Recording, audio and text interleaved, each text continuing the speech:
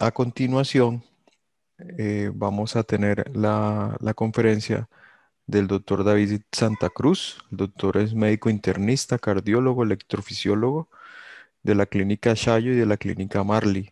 Nos va a hablar del tema terapia de resincronización cardíaca y estimulación isquiana. Bienvenido, doctor Santa Cruz.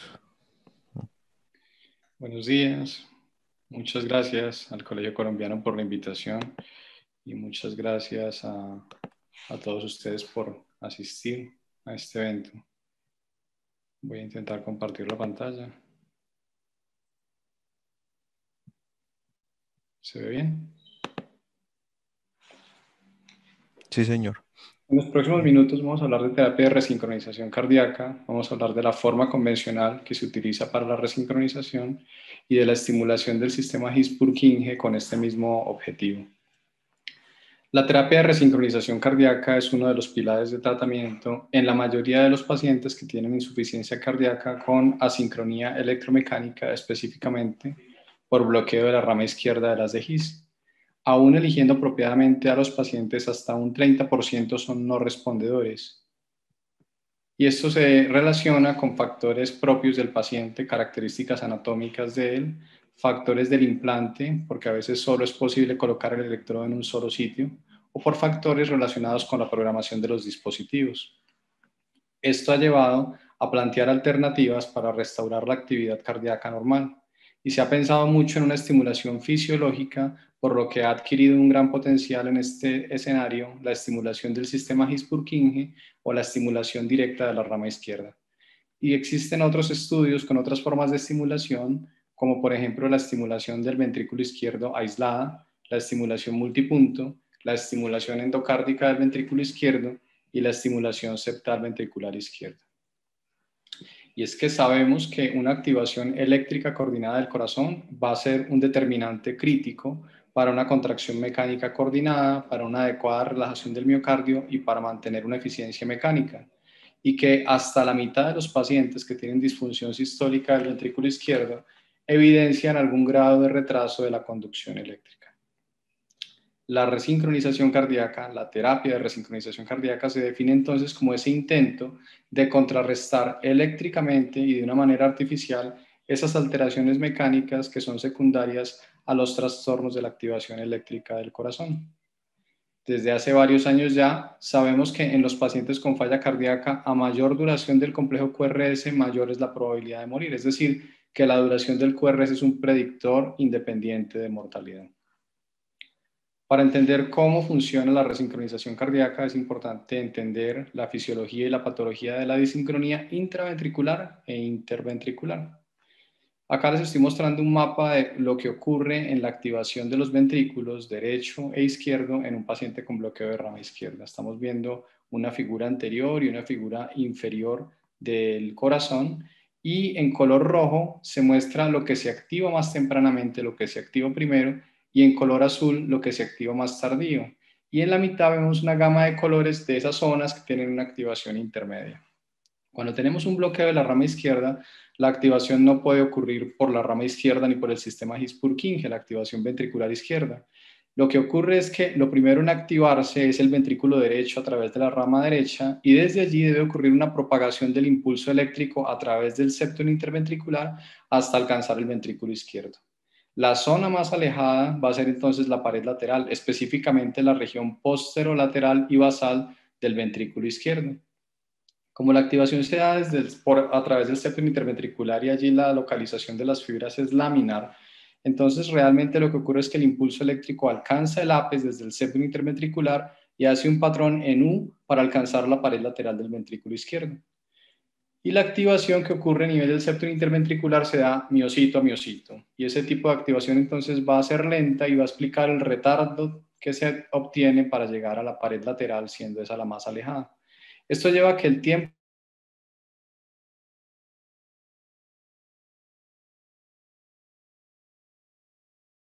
vemos en tiempo real, podemos observar cómo lo primero en activarse es el ventrículo derecho. Y desde allí, entonces, a través del septum interventricular, la conducción es lenta y vemos cómo se produce ese patrón en U, para activar finalmente la región posterolateral y basal del ventrículo izquierdo. Mientras que el ventrículo derecho se activa en los primeros 17 milisegundos, el ventrículo izquierdo se está activando 143 milisegundos después. Cuando tenemos una conducción preservada a través de la rama izquierda, la sincronía intraventricular está conservada. Este es la pared septal del ventrículo izquierdo, esta es la pared lateral y están representadas por unas líneas o unas curvas azul y roja. Mientras está conservada la sincronía, vemos que durante la sístole la contracción de la pared septal y de la pared lateral ocurren de forma sincrónica y la relajación de las mismas lo hacen también de forma sincrónica. Cuando hay bloqueo de la rama izquierda, durante la sístole temprana la pared septal se está contrayendo, pero paradójicamente está ocurriendo un estiramiento de la pared lateral. Y luego en la sístole tardía se invierten las curvas y la que se estira paradójicamente es la pared septal, mientras que empieza a contraerse la pared lateral. Y la relajación es también completamente anormal, y esto lleva a una alteración de la eficiencia mecánica del ventrículo izquierdo. Esto tiene efectos metabólicos, transcripcionales y eléctricos por anormalidades en el metabolismo del calcio, cambios en la función mitocondrial y alteraciones en la duración del potencial de acción. En la parte superior de esta gráfica vemos el flujo transmitral, en la parte inferior vemos el flujo transaórtico de un paciente que tiene una conducción conservada, el QRS es estrecho. Los círculos abiertos corresponden a la apertura de las válvulas y los cruzados al cierre de las válvulas. Entonces el llenado ventricular se produce en la fase inicial por la relajación del ventrículo izquierdo. Esto ecocardiográficamente se representa con una onda llamada E. Y la porción final se debe a la contracción auricular, esa contribución que hace esa contracción auricular y que ecocardiográficamente se denomina la onda A. El tiempo de llenado ventricular en condiciones normales coincide con la apertura y el cierre apropiados de la válvula mitral. Pero si tenemos disincronía intraventricular, vamos a tener entonces un complejo QRS ensanchado y la parte del llenado ventricular dependiente de la contracción auricular se solapa sobre el llenado ventricular dependiente de la relajación. Esto hace que el tiempo de llenado ventricular se acorte y que transcurra un periodo de tiempo desde el momento en que se completó el llenado hasta el momento en el que se cierra la válvula mitral, y esto favorece la regurgitación mitral telediastólica. Además, el ventrículo derecho se contrae más tempranamente que el ventrículo izquierdo y por lo tanto las válvulas pulmonar y tricúspide se abren y se cierran más temprano con respecto a las válvulas mitral y aórtica, y esto a su vez está afectando significativamente el trabajo y la función sistólica del ventrículo izquierdo. ¿Qué logra la resincronización cardíaca?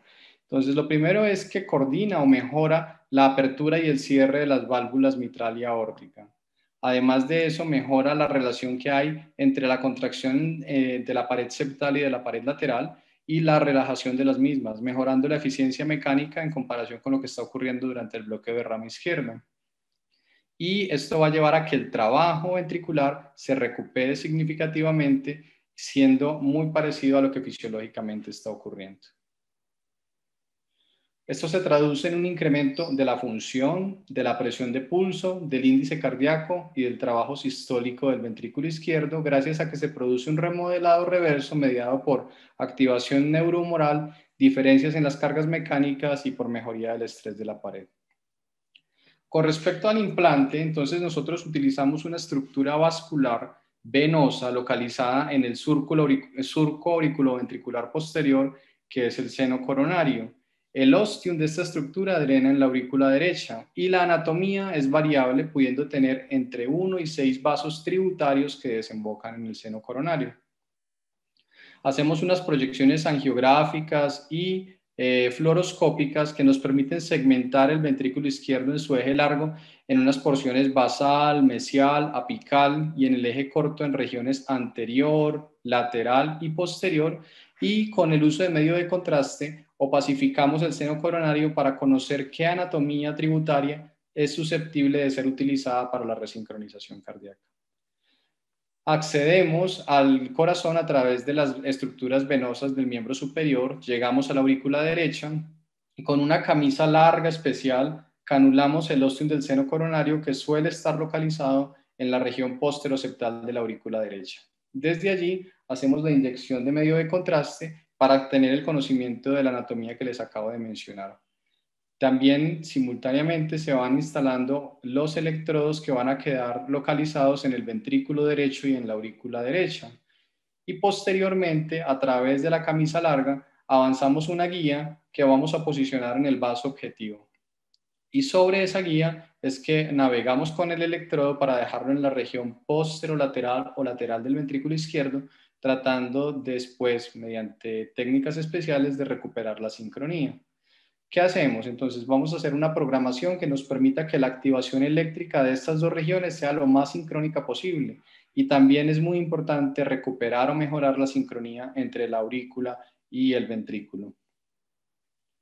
¿Tenemos suficiente evidencia para utilizar la resincronización cardíaca? Los estudios de los que disponemos son numerosos, ¿cierto? No podríamos analizarlos en este momento en aras del tiempo, pero vamos a resumirlos de la siguiente manera. En estos estudios clínicos se han incluido más de 10.000 pacientes y se ha descrito que hay mejoría en los síntomas y en la capacidad del ejercicio por disminución hasta de un punto del deterioro, de los síntomas relacionados con deterioro de la clase funcional, por incremento en los metros caminados en la prueba de 6 minutos de hasta un 20% y por incremento en el consumo pico de oxígeno de entre un 10 a un 15%. Con respecto a la morbilidad y la mortalidad, se ha asociado con disminución en las hospitalizaciones por falla cardíaca hasta en un 37% y de la mortalidad global en un 22%. Y con respecto a la función y estructura cardíaca, se ha asociado con disminución del volumen de fin de diástole del ventrículo izquierdo de un 15%, aumento de la fracción de eyección hasta de un 6% y mejoría de la insuficiencia mitral. De acuerdo con esto, las guías actualmente recomiendan con un nivel de evidencia 1A considerar la resincronización cardíaca en pacientes que tengan ritmo sinusal, falla cardíaca con fracción de eyección menor al 35% estando en tratamiento médico apropiado, con una duración del QRS mayor a 150 milisegundos por tener un bloqueo de rama izquierda. Y si tiene entre 130 y 149 es 1B. También se da un nivel de evidencia 1 a aquellos pacientes con falla cardíaca que, independientemente de los síntomas que tengan, vayan a necesitar estimulación ventricular por tener un bloqueo de alto grado, incluyendo los pacientes con fibrilación auricular. Los otros niveles de evidencia se dan para aquellos pacientes que tienen otras formas de retardo de la conducción intraventricular y no se debe resincronizar a pacientes con una duración menor de 130 milisegundos del QRS. Sin embargo, si yo tengo un bloqueo auriculoventricular avanzado o completo, fracción de eyección entre 36 y 50%, y estimo que voy a estimular a ese paciente más del 40% del tiempo, independientemente de su QRS nativo, se debe considerar la resincronización cardíaca o la estimulación de las DGIs. Y otra cosa es que la resincronización cardíaca debe evaluarse y considerarse tempranamente. Las guías recomiendan que en los pacientes que ya vienen con manejo de falla cardíaca y que van a ir a terapias avanzadas farmacológicas para falla cardíaca, como el uso de ARNI o ivabradina, se evalúe o se considere si ese es el momento apropiado de implementar la terapia de resincronización cardíaca, porque a veces se logra una recuperación mayor entre más temprana sea establecida. Y con respecto a la estimulación de las DGIs, ¿qué podemos decir? Bueno, créanlo o no, a pesar de todos los años que llevamos tratando pacientes con marcapasos para manejo de bradicardias, aún seguimos preguntándonos cuál es el sitio ideal de estimulación. Queremos brindar la estimulación más fisiológica y que mejor beneficio le pueda dar a los pacientes. Con la estimulación ventricular única se proveyó un adecuado soporte para mantener la frecuencia cardíaca, pero como no era sincrónica con la contracción auricular, esto trajo consecuencias hemodinámicas negativas que se manifestaron o por falla cardíaca o por fibrilación auricular. Entonces se pasó a hacer una estimulación auriculoventricular sincronizada. Tradicionalmente el electrodo ventricular se ha posicionado en el ápice del ventrículo derecho, pero empezó a aparecer evidencia de que esto podría llevar a un empeoramiento de la función contráctil, como los estudios David y Moss, que demostraron que en pacientes con alto grado de estimulación ventricular, la disincronía ventricular inducida podía llevar a un aumento en el riesgo de hospitalización por falla cardíaca o en el riesgo de desarrollar arritmias.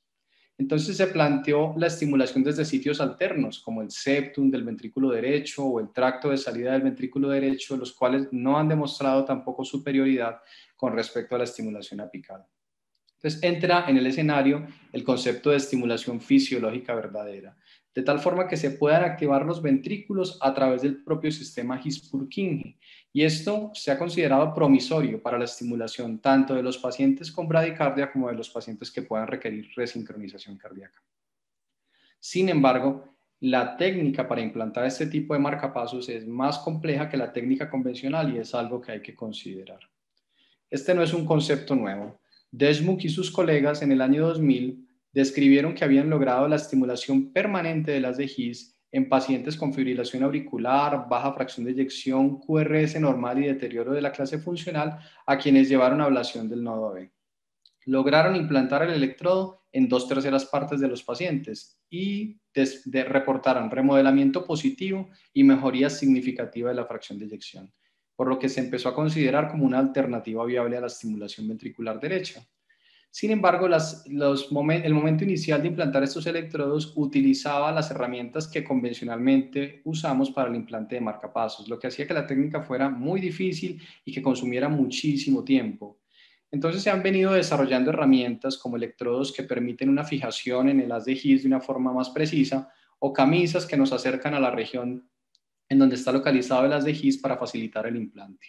Estas herramientas van a tener una tendencia a continuar evolucionando debido a que aún en este momento en pacientes con, por ejemplo, la aurícula derecha dilatada o el anillo tricuspidio desplazado, sigue siendo un reto el implante del electrodo. Existen numerosos retos para la técnica, como lo acabamos de decir, por lo que es fundamental tener una comprensión sólida de la anatomía del haz de His. El haz de His es la continuación anatómica del nodo auriculoventricular que permite que haya una conexión de las señales eléctricas desde el nodo auriculoventricular hasta los ventrículos. Él se origina como parte del septum interventricular primitivo y en el segundo semestre de la gestación se conecta a la porción proximal del haz de His en desarrollo. Cuando esto no ocurre es que se presentan los bloqueos congénitos auriculoventriculares.